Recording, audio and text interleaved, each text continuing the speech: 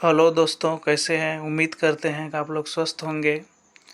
तो आइए हम लोग क्लास 10th के केमिस्ट्री के टॉप 25 क्वेश्चन का सेकंड सीरीज लेकर के आए हैं। आप लोग की तैयारी अच्छी तरह से चल रही है। आप लोग इस टेस्ट को दें और जितना भी मार्क्स हो मिले उसको जो है लास्ट में कमेंट करके बताइएगा कितना मार्क लाए। तो चलिए बिना समय गंवाए टॉपिक को स्टार्ट करते हैं। पहला क्वेश्चन है 26 नंबर का, क्योंकि 25 नंबर तक का हम लोग कर चुके थे। 26 क्वेश्चन नंबर है आपका। किसी रासायनिक अभिक्रिया के दौरान ऑप्शन 1 है अभिकारकों का द्रव्यमान उत्पाद से अधिक होता है, उत्पादक का द्रव्यमान अभिकारक से अधिक होता है, या अभिकारक और उत्पाद दोनों का द्रव्यमान बराबर होता है। ऑप्शन डी है इनमें से कोई नहीं। तो बताइए इसका करेक्ट आंसर क्या होगा। तो आप लोगों को पता है कि किसी भी रासायनिक अभिक्रिया के दौरान जो अभिकारक और उत्पाद होते हैं उनका द्रव्यमान बराबर होता है, इसलिए आपका ऑप्शन सी इज करेक्ट हो जाएगा। ठीक है, नेक्स्ट 27 क्वेश्चन की ओर बढ़ते हैं। रासायनिक अभिक्रिया के पहले एवं उसके पश्चात प्रत्येक तत्व के खाली जगह की संख्या समान होती है। कह रहे कि रासायनिक अभिक्रिया के पहले और रासायनिक अभिक्रिया के बाद प्रत्येक तत्व के क्या बराबर होते हैं, परमाणुओं की संख्या, अणुओं की संख्या या आयनों की संख्या, या इनमें से कोई नहीं। तो आपको पता होगा जब आप लोग रासायनिक समीकरण को संतुलित करते हैं द्रव्यमान संरक्षण नियम के अनुसार, तो जो अभिकारक है और जो उत्पाद है उनके परमाणुओं की संख्या बराबर होती है, इसलिए option A is correct. Next 28 question number की ओर बढ़ते हैं। 28 क्वेश्चन नंबर है कोई रासायनिक समीकरण संतुलित कहा जाता है जब। हम कब किसी रासायनिक समीकरण को संतुलित कहेंगे, जब क्या होगा। ऑप्शन 1 अभिकारक और उत्पाद के प्रत्येक तत्व के परमाणुओं की संख्या समान हो। ऑप्शन बी है अभिकारक और उत्पाद के प्रत्येक तत्व के अणुओं की संख्या समान हो। ऑप्शन सी है अभिकारक के और उत्पाद के प्रत्येक तत्वों के आयनों की संख्या समान हो, या इनमें से कोई नहीं। आपको पता होगा जब आप हीट एंड ट्रायल मेथड से रासायनिक अभिक्रिया को समीकरण को संतुलित करते हैं तो उसमें अभिकारक और उत्पाद के प्रत्येक के परमाणुओं की संख्या समान होती है, इसलिए ऑप्शन ए सही है। अभी देखिए वही क्वेश्चन आ गया, हीट एंड ट्रायल विधि। यह क्या है, यह है परमाणुओं को सांकेतिक रूप से लिखने की या रासायनिक अभिक्रिया को संकेत में लिखने की विधि है, या रासायनिक समीकरण को संतुलित करने की विधि है, या डी इनमें से कोई नहीं। तो आपको पता होगा हीट एंड ट्रायल विधि से रासायनिक समीकरण को संतुलित किया जाता है, इसलिए इसका करेक्ट आंसर सी है। नेक्स्ट क्वेश्चन नंबर 30 की ओर बढ़ते हैं। क्वेश्चन नंबर 30 है वह अभिक्रिया जिसमें दो या दो से अधिक पदार्थ मिलकर के एकल उत्पाद का निर्माण करते हैं उसे कौन सी अभिक्रिया कहते हैं। तो आपको पता होगा जब आप थ्योरी पढ़े होंगे तो जब दो या दो से अधिक पदार्थ मिलकर के एकल उत्पाद का निर्माण करते हैं तो उस अभिक्रिया को हम लोग क्या बोलेंगे, उपचयन बोलेंगे, संयोजन बोलेंगे, अपघटन बोलेंगे या अपक्षेपण बोलेंगे। तो उसको हम लोग संयोजन अभिक्रिया कहते हैं। ठीक है, नेक्स्ट क्वेश्चन 31 की ओर जाते हैं। वह रासायनिक अभिक्रिया जिसमें कोई पदार्थ टूटकर छोटे छोटे नए पदार्थों का निर्माण करता है उसे कौन सी अभिक्रिया कहते हैं। आपको पता है कि कोई पदार्थ टूटकर छोटे छोटे पदार्थ का निर्माण करता है तो उसको क्या बोलेंगे, उपचयन बोलेंगे, ऑप्शन ए। ऑप्शन बी संयोजन बोलेंगे, ऑप्शन सी अपघटन अभिक्रिया बोलेंगे, या ऑप्शन डी अवक्षेपण अभिक्रिया बोलेंगे। तो आपको पता है कि जब भी कोई एक पदार्थ दो या दो से अधिक छोटे छोटे पदार्थों में वियोजित होता है तो उसको वियोजन यानी अपघटन अभिक्रिया कहते हैं। तो इसका ऑप्शन सी अपघटन अभिक्रिया हो जाएगा। अगले क्वेश्चन की ओर बढ़ते हैं। अगला क्वेश्चन है 32। वह रासायनिक अभिक्रिया जिसमें अभिकारकों के बीच आयनों का आदान प्रदान होता है उसे कौन सी अभिक्रिया कहते हैं, बताइए। वह रासायनिक अभिक्रिया जिसमें अभिकारकों के बीच आयनों का आदान प्रदान होता है उसे कौन सी रासायनिक अभिक्रिया कहते हैं। तो आपको पता है ऑप्शन ए दिया है द्विविस्थापन अभिक्रिया, संयोजन अभिक्रिया, वियोजन अभिक्रिया या विस्थापन अभिक्रिया? कौन सी अभिक्रिया है? आपको पता है कि जब अभिकारकों के आयनों के बीच आदान प्रदान होता है तो हम लोग उसको क्या बोलते हैं? द्विविस्थापन अभिक्रिया कहते हैं। तो ऑप्शन ए करेक्ट हो जाएगा। नेक्स्ट क्वेश्चन नंबर 23 की ओर आते हैं। क्वेश्चन नंबर 23 क्या है? क्वेश्चन नंबर 23 है आपका कि लोहे पर जंग लगना किस रासायनिक अभिक्रिया का उदाहरण है? लोहे पर जो जंग लगता है उसको हम लोग उपचयन अभिक्रिया कहते हैं, संयोजन अभिक्रिया कहते हैं, या अपचयन अभिक्रिया कहते हैं, या संकलन अभिक्रिया कहते हैं। क्या बोलते हैं? जब लोहे पर जंग लगता है तो हम लोग उसको क्या बोलते हैं? उपचयन अभिक्रिया कहते हैं। चलिए नेक्स्ट क्वेश्चन की ओर बढ़ते हैं। नेक्स्ट क्वेश्चन 34 है। कैल्शियम कार्बोनेट जिसको CaCO3 कहते हैं, चूना पत्थर। कैल्शियम कार्बोनेट यानी चूना पत्थर को गर्म करने पर ठोस कैल्शियम ऑक्साइड और कार्बन डाइऑक्साइड गैस का उत्पादन होता है। यह कौन सी अभिक्रिया है?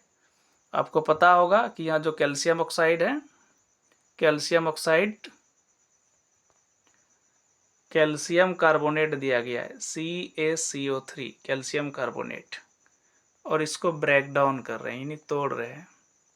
तो ये किस में कन्वर्ट हो रहा है? CaO कैल्शियम ऑक्साइड और प्लस CO2 जो कि कार्बन डाइऑक्साइड गैस है। कैल्शियम कार्बोनेट को जैसे ही तोड़ते हैं कैल्शियम ऑक्साइड और कार्बन डाइऑक्साइड में टूटता है। तो ये कौन सी अभिक्रिया है? द्विविस्थापन अभिक्रिया है, संयोजन अभिक्रिया है, वियोजन अभिक्रिया या प्रतिस्थापन अभिक्रिया है? तो अब इस इक्वेशन से पता चल गया होगा कि जब एक पदार्थ दो या दो से अधिक में टूटता है तो हम लोग उसको क्या बोलते हैं? हम लोग उसको वियोजन अभिक्रिया बोलते हैं। ऑप्शन सी करेक्ट होगा। नेक्स्ट क्वेश्चन नंबर 35 पर आते हैं।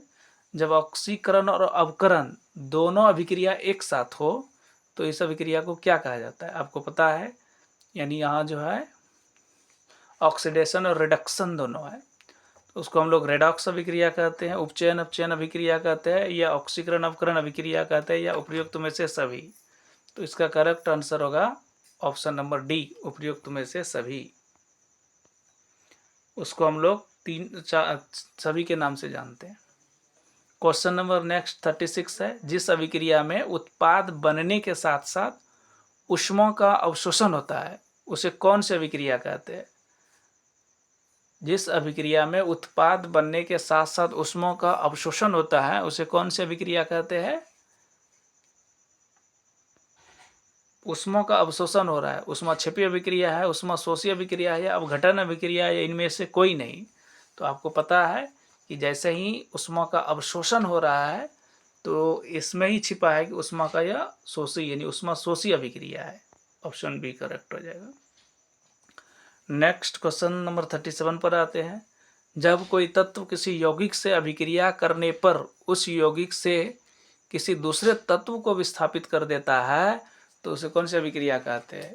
क्वेश्चन नंबर 37 है। जब कोई तत्व किसी यौगिक से अभिक्रिया करने पर उस यौगिक से किसी दूसरे तत्व को विस्थापित कर देता है तो उसे कौन सी अभिक्रिया कहते हैं? तो आपको आप लोगों ने पढ़े होंगे कि जैसे कि हम कोई तत्व लेते हैं, आयरन लेते हैं Fe, और उसमें कॉपर सल्फेट विलयन में जब उसको डालते हैं तो फेरस सल्फेट बनता है और कॉपर का विस्थापन होता है। जैसे कि हम कॉपर सल्फेट विलयन ले रहे हैं CuSO4 और फिर यहाँ से Fe डाल रहे हैं, तो यह क्या करेगा? FeCu को डिस्प्लेस कर देगा, यह बनेगा FeSO4 और साथ ही प्लस Cu देगा। तो यहाँ क्या हो रहा है? विस्थापन हो रहा है, यानी यह जो है विस्थापन अभिक्रिया का उदाहरण है। ऑप्शन डी करेक्ट होगा। क्वेश्चन नंबर 38 पर आते हैं। जब किसी रासायनिक अभिक्रिया के समय ऐसे पदार्थ का निर्माण होता है जो जल में अविलेय हो तो उस अभिक्रिया को कहते हैं। बताइए, जब रासायनिक अभिक्रिया के परिणाम स्वरूप ऐसा पदार्थ निर्माण होता है जो जल में नहीं घुलता है तो उस अभिक्रिया को क्या बोलेंगे? उपचयन अभिक्रिया, संयोजन अभिक्रिया, अवघटन अभिक्रिया या अपक्षेपण अभिक्रिया? तो बताइए, इसका करेक्ट ऑप्शन डी हो जाएगा, अपक्षेपण अभिक्रिया कहते हैं, क्योंकि अपक्षेप का निर्माण होता है। नेक्स्ट क्वेश्चन 39 नंबर आते हैं। विकृति गंधिता का क्या कारण है? उपचयन अभिक्रिया है, संयोजन अभिक्रिया, अवघटन अभिक्रिया या अवक्षेपण अभिक्रिया है? रेंसिडिटी किसके कारण होता है आपको पता है? यह उपचयन अभिक्रिया के कारण होता है। करेक्ट आंसर है। क्वेश्चन नंबर 40 पे आते हैं। निम्नलिखित अभिक्रिया के लिए कौन सा कथन असत्य है? गलत कथन कौन सा है? लेड अवकृत हो रहा है, कार्बन उपचयित हो रहा है, लेड ऑक्साइड अवकृत हो रहा है या कार्बन ऑक्सीकृत हो रहा है? तो बताइए यह क्या हो रहा है? लेड अवकृत हो रहा है, कार्बन डाइऑक्साइड उपचयित हो रहा है। ए बी सी कौन सा कथन सही है? आपका लेड अवकृत हो रहा है। करेक्ट आंसर ए होगा। 41 नंबर पे आते हैं। निम्नलिखित अभिक्रिया किस प्रकार की है? फिर फेरिक ऑक्साइड है और एल्यूमिनियम है, एल्यूमिनियम ऑक्साइड और Fe बनता है। तो अब यहाँ से द्विविस्थापन अभिक्रिया है, संयोजन अभिक्रिया है, वियोजन अभिक्रिया या विस्थापन अभिक्रिया है? तो यहाँ से आप देखे होंगे कि यहाँ द्विविस्थापन तो नहीं हो सकता है, संयोजन भी नहीं हो सकता और न ही वियोजन है, तो यह विस्थापन अभिक्रिया का उदाहरण है। करेक्ट आंसर डी होगा। नेक्स्ट क्वेश्चन 42 पर आते हैं। लोह चूर्ण पर तनु हाइड्रोक्लोरिक अम्ल डालने से क्या होता है? हाइड्रोजन गैस और आयरन क्लोराइड बनता है, क्लोरीन गैस और आयरन हाइड्रोक्साइड बनता है, कोई अभिक्रिया नहीं होती है या आयरन क्लोराइड और जल बनता है। जैसे ही लोह चूर्ण पर तनु हाइड्रोक्लोरिक अम्ल डालते हैं, तो लोह चूर्ण पर तनु हाइड्रोक्लोरिक अम्ल डालने पर हाइड्रोजन गैस और आयरन क्लोराइड बनता है। ऑप्शन ए सही है। नेक्स्ट क्वेश्चन 43 पर आते हैं। लोहे की कील को कॉपर सल्फेट के विलयन में डुबाने पर क्या होता है? जस्ट अभी बताया आप लोगों को। लोहे की कील को जैसे ही कॉपर सल्फेट विलयन में डुबाते हैं तो वहाँ क्या होता है? कॉपर का विस्थापन हो जाता है। तो ऑप्शन क्या होगा?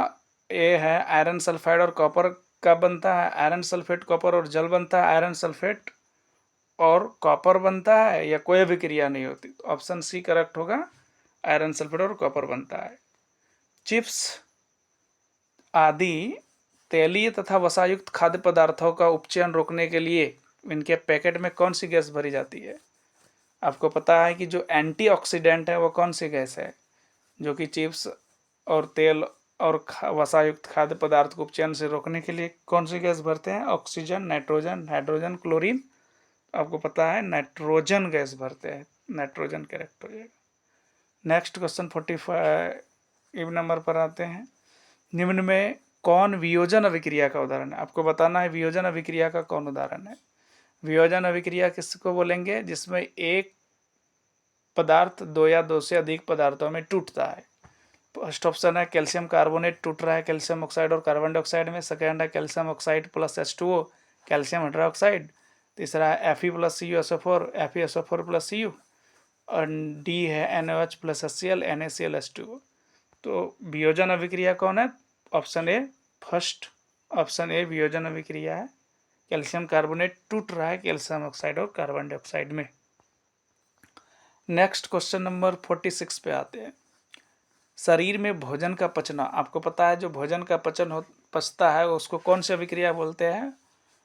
उपचयन है, संयोजन है, अवघटन है या उपचयन है? आपको पता है कि भोजन का जो पचना है वो अवघटन अभिक्रिया है। यहाँ देखिए गलत हो गया है, ऑप्शन सी इसका करेक्ट होगा, ये ऑप्शन गलत। अवघटन अभिक्रिया है, यानी भोजन का पचना आपका अवघटन अभिक्रिया है। वियोजन अभिक्रिया जिसको कहते हैं, अवघटन यानी वियोजन। तो ये करेक्ट आंसर होगा, मिस्टेक हो गया। नेक्स्ट क्वेश्चन आते हैं 47 पर। 47 है रासायनिक अभिक्रिया के दौरान किसी पदार्थ में ऑक्सीजन का योग कहलाता है। जब भी कोई रासायनिक अभिक्रिया होता है और वहाँ ऑक्सीजन का योग होता है उसको हम लोग क्या बोलेंगे? अवक्षेपण बोलेंगे, संक्षारण बोलेंगे, अवकरण बोलेंगे या ऑक्सीकरण बोलेंगे। आपको पता है कि जब भी किसी पदार्थ में ऑक्सीजन का योग होता है तो उसको ऑक्सीकरण कहते हैं। करेक्ट आंसर डी होगा। क्वेश्चन नंबर 48 पर आते हैं। निम्नलिखित में कौन संयोजन अभिक्रिया का उदाहरण है? आपको बताना है कॉम्बिनेशन रिएक्शन का एग्जाम्पल कौन है। ऑप्शन है कैल्शियम कार्बोनेट को तोड़ रहे हैं या कैल्शियम ऑक्साइड और कार्बन डाइऑक्साइड में बन रहा है, second calcium oxide plus H2O मिलकर कैल्शियम हाइड्रोक्साइड बन रहा है। Fe प्लस CuSO4 मिलकर फेरस सल्फेट प्लस कॉपर बन रहा है। NaOH प्लस HCl मिलकर NaCl प्लस H2O दे रहा है। तो बताइए संयोजन अभिक्रिया का उदाहरण कौन है? आपको पता है कि संयोजन अभिक्रिया किसको बोलेंगे? जब दो या दो से अधिक पदार्थ मिलकर के एकल पदार्थ का निर्माण करते हैं। तो इन चारों ऑप्शन में कौन है? अब आपको पता चल गया होगा, ऑप्शन बी जो है वह संयोजन अभिक्रिया का उदाहरण है। नेक्स्ट क्वेश्चन 49 की ओर बढ़ते हैं। यहाँ क्या है? Zn प्लस CuSO4 और ZnSO4 प्लस Cu किस प्रकार का अभिक्रिया दर्शाया गया है? आपको बताना है। जिंक है और कॉपर सल्फेट है, जिंक सल्फेट और कॉपर बनता है। तो यहाँ क्या है?